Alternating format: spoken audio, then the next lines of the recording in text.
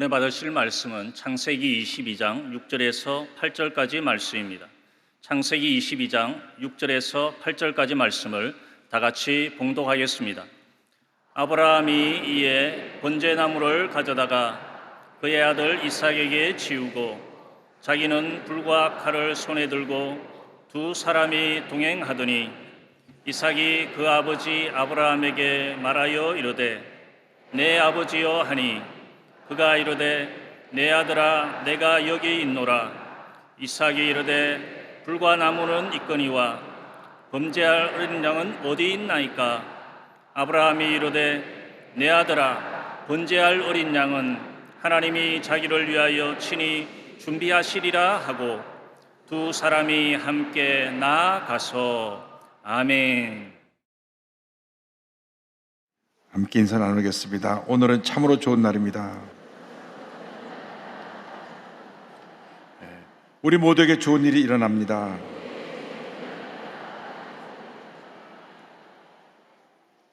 오늘 저는 여러분과 함께 창세기 22장을 본문으로 하여서 이삭의 순종이었던 제목으로 함께 말씀의 은혜를 나누기 원합니다. 제목을 한번 크게 따라해 주시기 바랍니다. 이삭의 순종. 이삭의 순종. 요즘은 우리가 평등, 인권 이런 것들을 강조하다 보니까 순종이란 단어가 잘 흔히 사용되고 있지 않습니다. 물론 평등, 인권도 매우 중요하지만 우리 그리스도인들에 있어 가장 중요한 것은 하나님의 뜻에 순종하는 것입니다. 하나님의 뜻에 순종하는 자들이 복을 받습니다.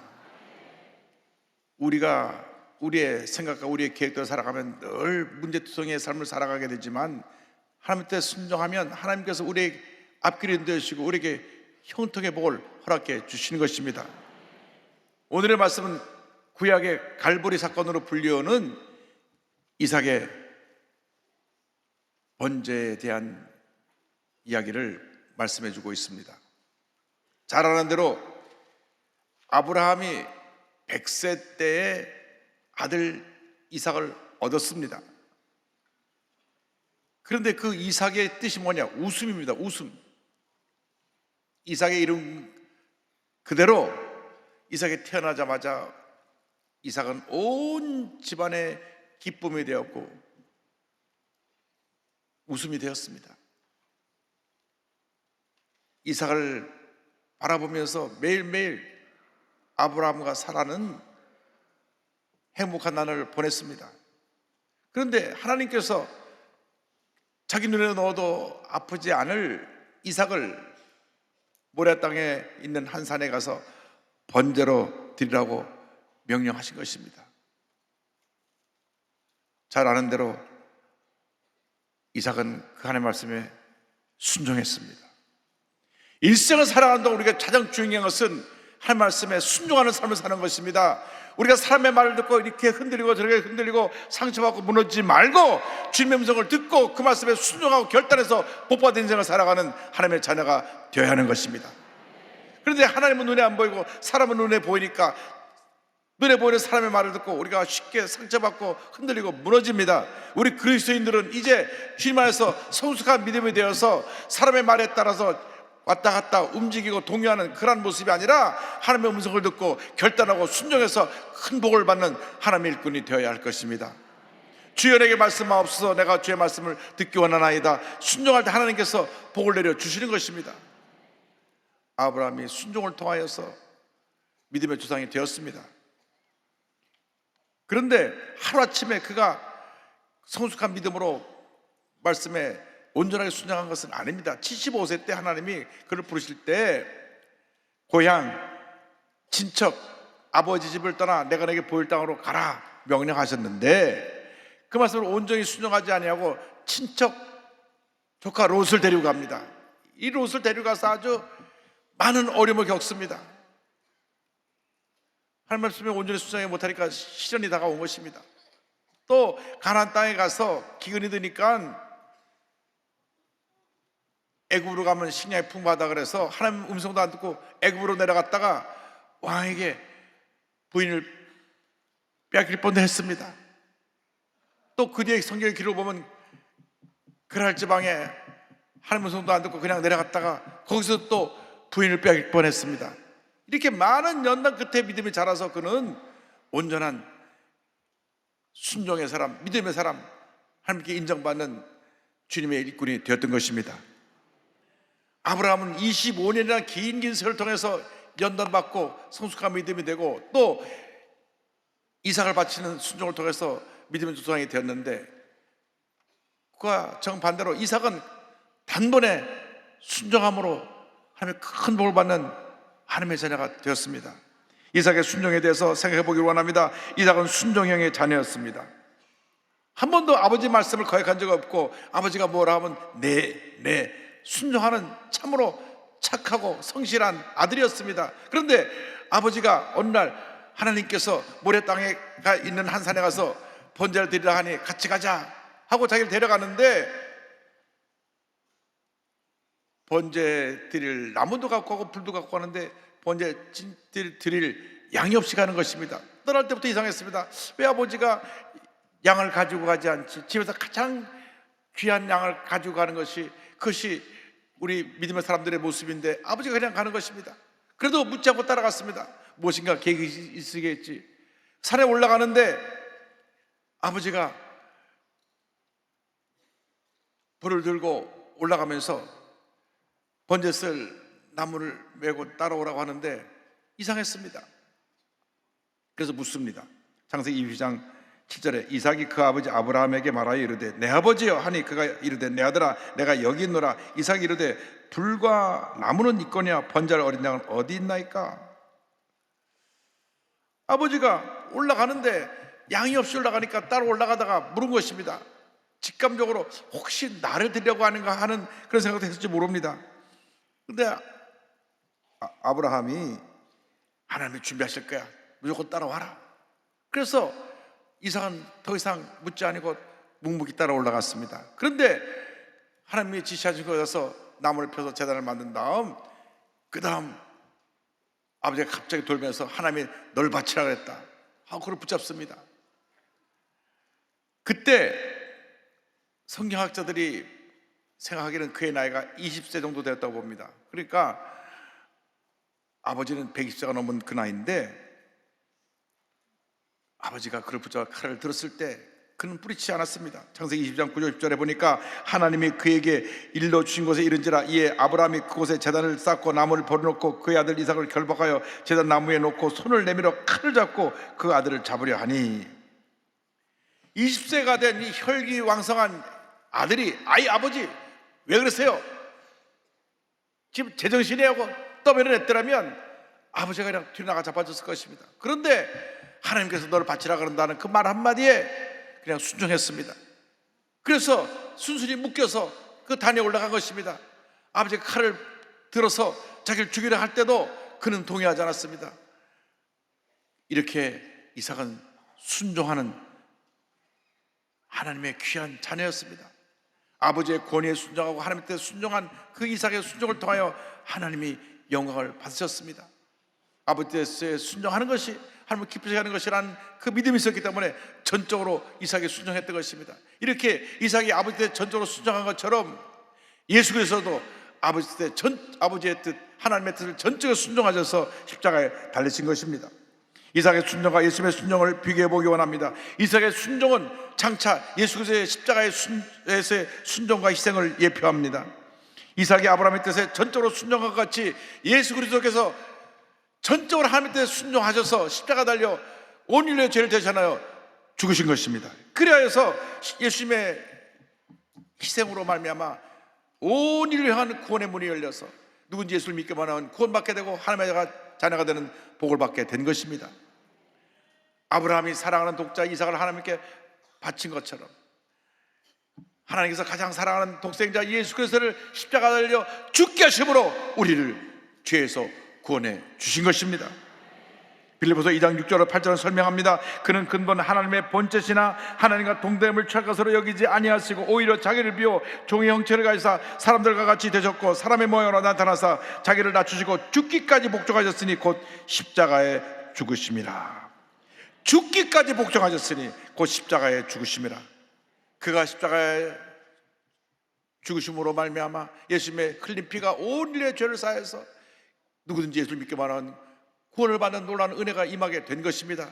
그를 장사한 지 3일 만에 일으키시사 온 우주 만물의 가장 높은 위치에 예수님을 올려놓으셨습니다. 빌립보서 2장 9절로 11절입니다. 이름으로 하나님이 그를 지극히 높여 모든 이름 위에 뛰어난 이름을 주사 하늘에 있는 자들과 땅에 있는 자들과 땅 아래 있는 자들로 모든 무릎을 예수 이름에 꿇게 하시고 모든 입으로 예수 그리스도를 주라 시인하여 하나님 아버지께 영광을 돌리게 하셨느니라. 이삭과 같이 아버지의 뜻에 하나님의 뜻에 순종하는 그러한 순종의 모습을 보이는 여러분 되기를 바랍니다.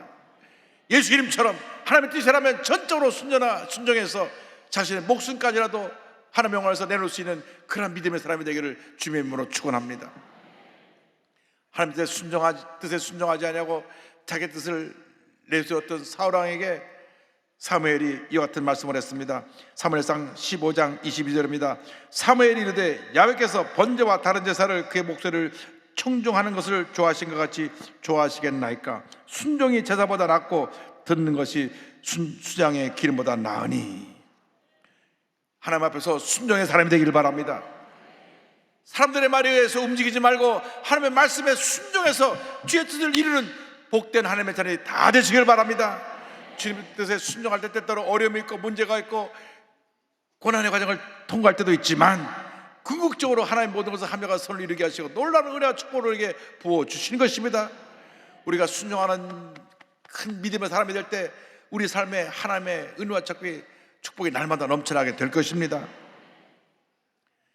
천국 가신 저희 어머님은 아버님이 목사님이셨습니다.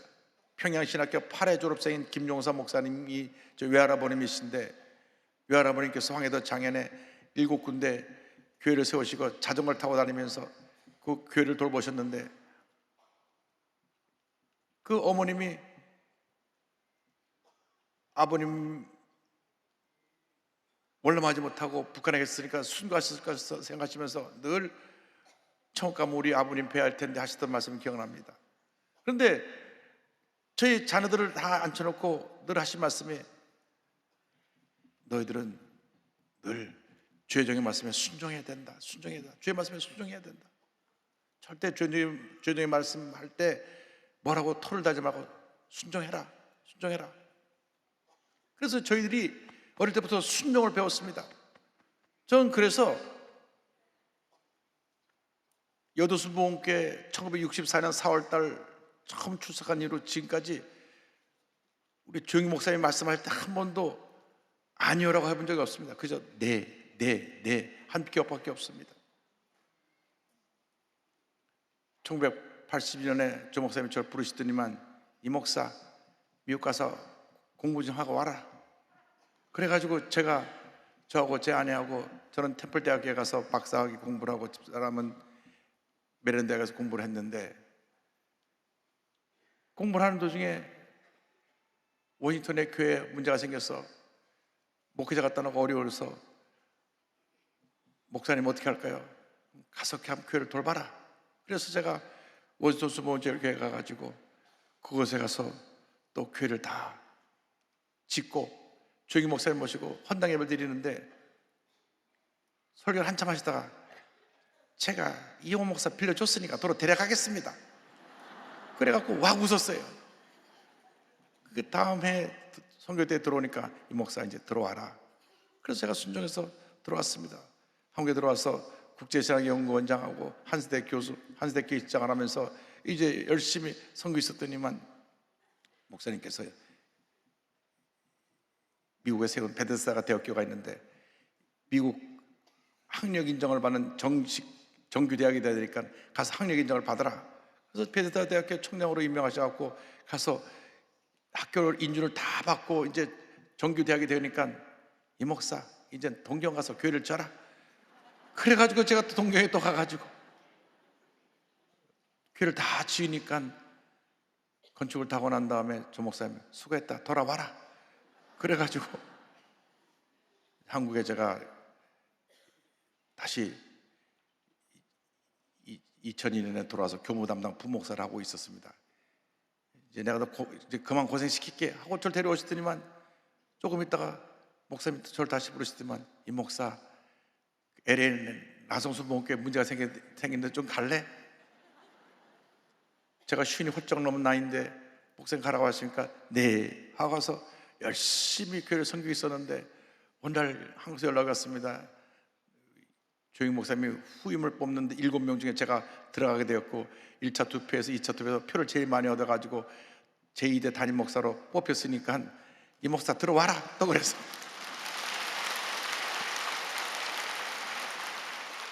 2008년도 5월 22일 날 제가 2대 담임 목사로 취임을 했는데 순종하다 보니까 여기까지 온 것입니다. 여러분, 죄정의 말씀에 순종해서 손해나는 건 하나도 없습니다. 저를 왜 온 세계로 이리 가라 저리 가라 하여간 국제사집을 7번을 쌌는데 전 한 번도 토를 단 적이 없습니다. 그래서 목사님 가라 하니까 네 왜? 하나님께서 죄종을 통해서 나에게 일을 시키시기 때문에 순종한 것입니다. 내가 조영 목사님 말씀 안 들으면 나가서 따로 개척하면 되죠. 내가 이 교회에 속한 동안에는 목사님 말씀에 순종하는 것이 하나님의 뜻이라고 생각했기 때문에 순종하다 보니까 여기까지 온 것입니다. 여러분, 하나님 앞에서 순종하는 것은 하나님을 기쁘시게 하는 것입니다. 하나님을 기쁘시게 하는 삶이 될 때 하나님께서 우리에게 복을 내려주시는 것입니다. 한평생 순종의 사람으로 살아가는 여러분 모두 되기를 주의 이름으로 축원합니다. 우리에게 주신 순종의 축복이 있습니다. 아브라함은 믿음의 전도 될 때까지 많은 연단의 과정을 거쳤습니다. 75세에서 100세까지 25년 동안 깨어지고 또 다시 120세가쯤 되어서 이삭을 바치는 그 연단을 통하여서 그가 믿음의 조상으로 이제야 내가 널 인정했다는 인정을 받았는데 이삭은 단번에 순종해가지고 한평생 평탄한 삶을 살았습니다. 무엇 하나 부족함이 없이 풍성한 삶을 살았던 것입니다. 여러분, 이왕 순종할 거면 이삭처럼 단번에 순종하시기 바랍니다.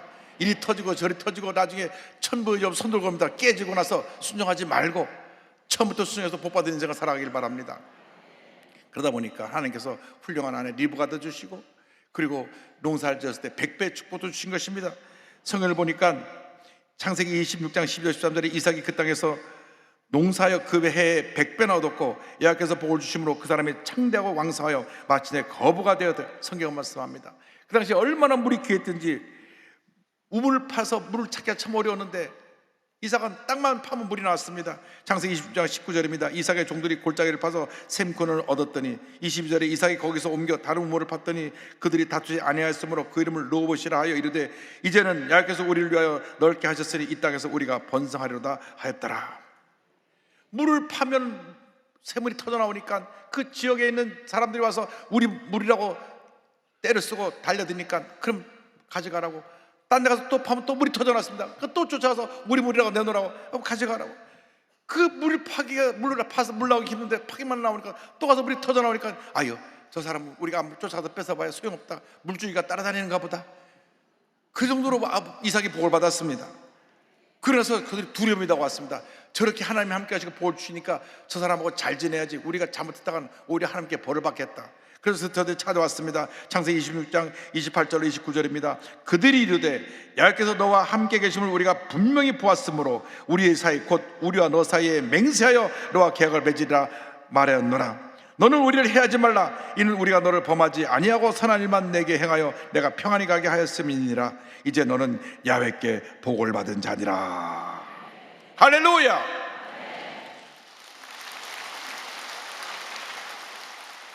믿지 않는 사람이 하나님의 사람을 보고 당신은 하나님의 사람입니다 이렇게 인정한 것입니다. 여러분 어딜 가더라도 당신은 하나님의 사람입니다 인정받는 여러분 되기를 주님으로 축원합니다. 여러분 이 정도가 돼야 돼요. 믿지 않는 사람들이라서 우리를 두려워하면서 우리를 해치지 마십시오. 당신은 하나님이 함께하는 사람입니다. 이 같은 인정받는 사람이 될 때 하나님의 복이 임하게 되는 것입니다.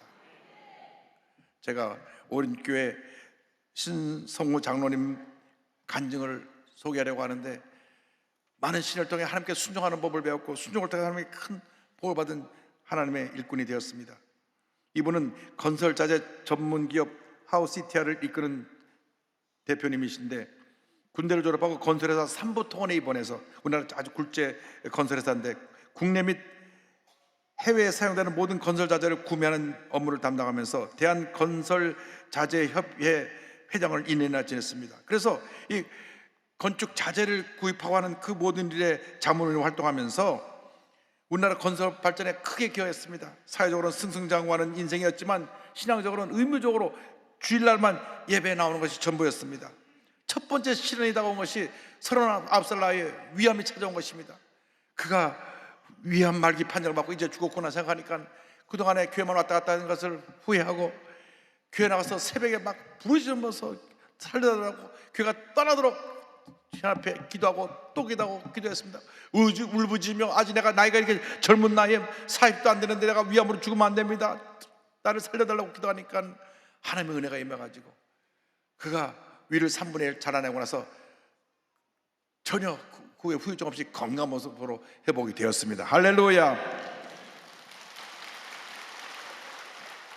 근데 사람이라는 것이 참 간사해요. 살려달라고 부를 때는 언제고 이제 나 고침받고 나가니까 세상에 끈을 놓지 못하고 이 건설 자재업 하려면 사람들 많아서 늘 이거 해야 되니까 그 나가서 또 술 마시고 새벽까지 술 마시고 그런 삶을 살고 주일날은 예배만 끝나면 골프장으로 달려가는 그런 신앙생활을 하다가 어느 날 아침에 출근하기 전에 습관대로 수영장에 가서 수영을 하는데 술이 덜 깨는지 수영에 떨어지는 순간 목뼈가 바닥에 닿아가고 목이 꺾어졌어. 그래가지고 이젠 전신마비가 돼서 이제 당신은 앞으로 정상적인 활동을 못한다는 그 말을 했을 때 거기서 다시 하나님이 부르셨습니다. 하나님 저를 살려주시면 내가 열심히 주님을 하겠습니다. 다 살려주니까 다시 또 옛 모습으로 돌아갑니다. 하나님이 이제는 완전히 그를 손보시려고 그의 아들 문제를 통해서 그를 다 꺾으시는데 그 아들을 초등학교 4학년 때 미국에 유학을 보내가지고 형님 댁에 맡겼는데 가자마자 계속 사고를 쳐가지고 형님부터 전화가 왔습니다. 너무나 사고를 쳐서 이 학교에서 이 아이를 감당할 수 없이 도로 한국으로 돌려보낸다고.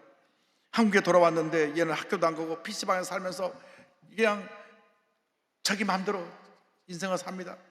아버지가 그냥 억장이 무너집니다. 여러분 아무리 강한 부모라고 할지라도 자식 앞에서는 자식을 이길 부모가 없는 것입니다.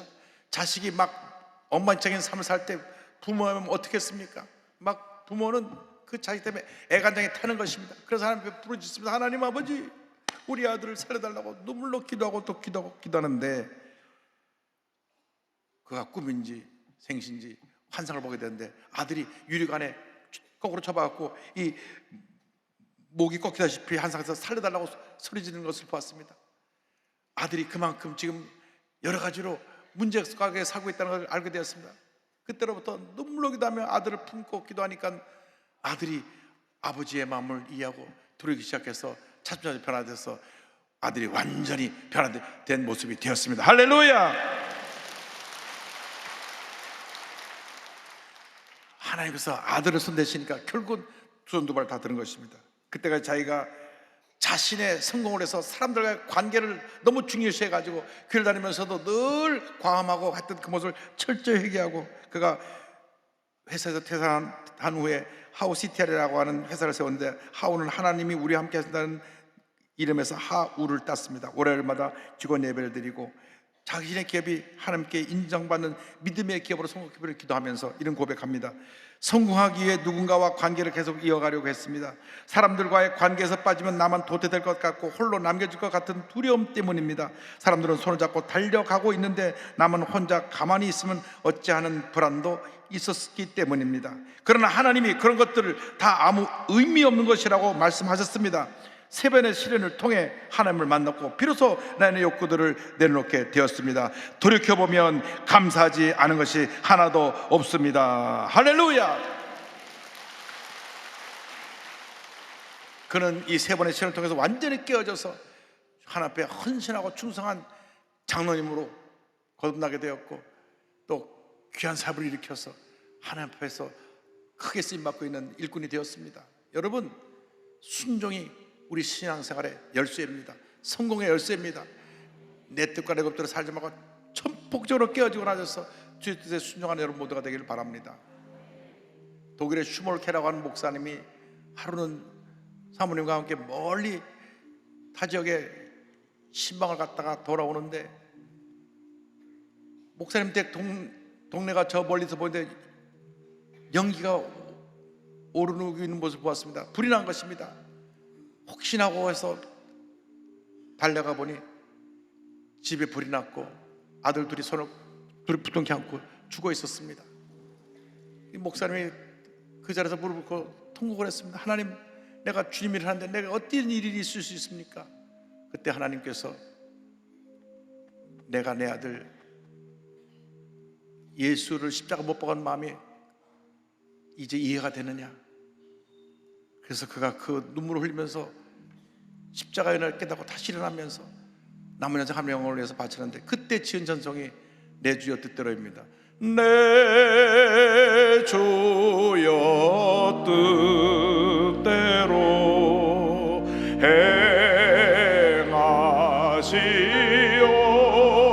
행하시옵소서. 온 몸과 영혼을 다 주께 드리니 이 세상 고락한 주 인도하시고 날 주관하셔서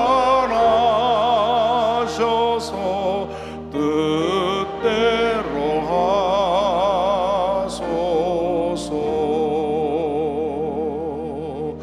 내 주여 뜻대로 행하시옵소서.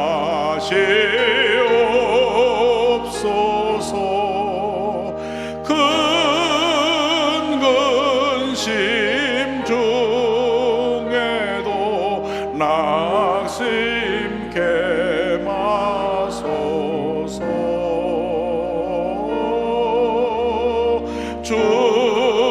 주님도 때로는